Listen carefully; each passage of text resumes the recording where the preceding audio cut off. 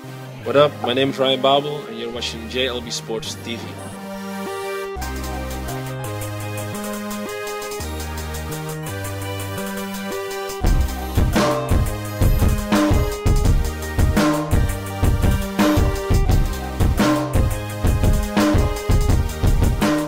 Hey everybody, welcome to JLB Sports TV. I am Justin Locke, and today Liverpool drew against Aston Villa at Anfield, and would be a disappointing 2 points dropped for Liverpool. A good tie for Villa. Villa came in and they were like, oh man, we're going to Anfield. Liverpool's so good at Anfield.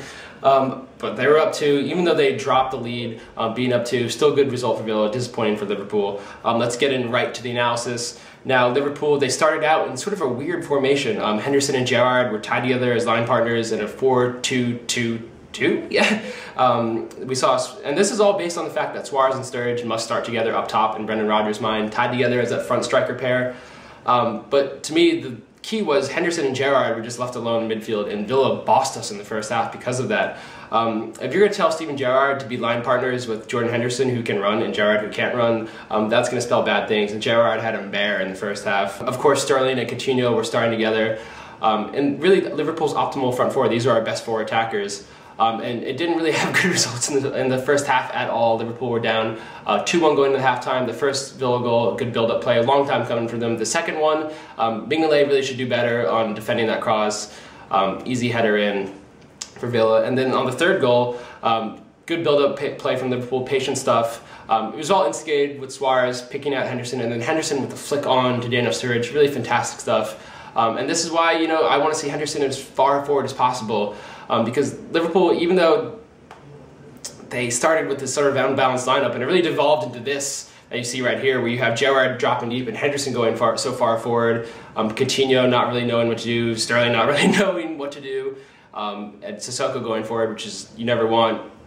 Even though that happened, you still saw the quality of SAS in getting that goal. So it's a reminder that even though Liverpool started with an unbalanced lineup, they can still go out and beat almost any team. Well, they drew today, but they could almost beat any team because Suarez and Sturridge are that good that the 9 other players almost don't matter sometimes. In the second half, we saw Philippe Coutinho come off for Lucas, and that says 2 things to me. One, Lucas is still rated ahead of Joe Allen for that defensive midfield role, even though Joe Allen played it fantastic at the beginning of last season, even better than what Lucas has done since coming back from all these injuries.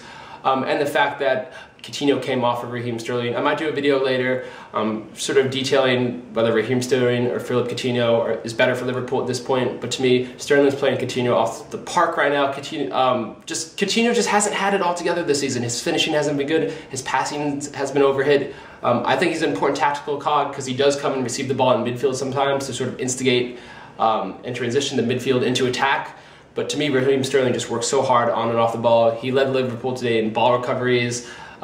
He created chances. I think he also led Liverpool today in take-ons and in final third pass completion. So this is a player who's really coming into his own. Very happy with Raheem Sterling. And with this lineup, we saw Henderson pair again with Gerrard, but then you had Allen dropping deeper when Lucas came off, and Allen came on later, of course, because Lucas got injured. So to me, this was a more balanced Liverpool shape, 4-3-3, familiar, effective with Liverpool. It still allows Liverpool to have an effective front 3.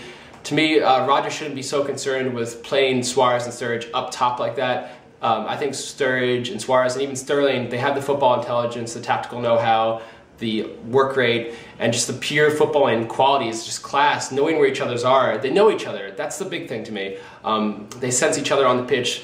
They combine so well, that front 3 does, that it doesn't really matter where you necessarily start them, even if you want to play Sturridge up top and Suarez on the wing. They're all going to find their goals, they're all going to combine very well.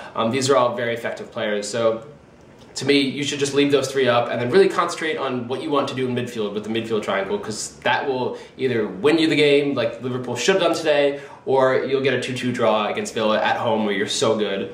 I think this is only the second time Liverpool have dropped points at home this season too. Liverpool were able to get another one back in the second half. Steven Gerrard played that terrific through ball to Luis Suarez, and that's why Gerrard is still so effective. He gets a lot of shit this season, and you know, he deservedly so, because sometimes he just has terrible halves. Sometimes he plays terrible ball. Sometimes he takes a dribble and he can't catch up to it because he's too slow. But his passing and his accuracy, long and short, is just too good. The ball he played to Suarez was fantastic. Suarez, what he did after that, not so great to me. That's a dive. But given the fact that Liverpool have been so just really screwed over by refs in the box, and Luis Suarez this season too, shows that Liverpool, I think they earned this one. They've been screwed over. I'm just going to say it flat out. Liverpool have been screwed over so many times in the box, especially with Luis Suarez this season. Fine if Suarez dives. I don't give a shit. Let's just get the penalty and move on. Gerrard buried it. 2-2 at that point. Now, Liverpool did have 25 minutes to find a winner, and to me that is ample time. It'd be nice if Liverpool had an attacking option to bring off the bench, but Iago Aspas is not any option of any sort. So to me, a top 4 side or a title side would go out and win this game. Liverpool didn't, even though they had time. Disappointing to say that, but Everton is next week's, and what should be a fantastic fixture, really playing for that 4th spot. At this point, I don't think Liverpool are, although I would like to win the title and that I believe we are good enough to win the title, not right now. Everton, City, and Chelsea. The gap is getting too large between 4th and those top 3. Arsenal's on 51, I think. Liverpool's on 43. So that's an 8-point gap. That is way too hard for Liverpool. Too much to overcome at this point in the season. At least I believe so. But I do think they're in a good position to get top 4 again. Brendan Rodgers just has to solve what he wants to do with that front 6, because it is it's messy right there, and he needs to solidify that right now. So that's all for today of GLB Sports TV. I am Justin Block. My stud of the match, I don't really know. Nobody was really killing it out there for me. I'll say Sturridge because he did score that great goal. Dud of the match has to be Ali Sissoko because he sucks. It looks like he's never played football before. But give me your thoughts on the match down below. Should Coutinho be starting ahead of Sterling or not? What shape should Liverpool go with? Let me know in the comments down below. I will see you guys next week.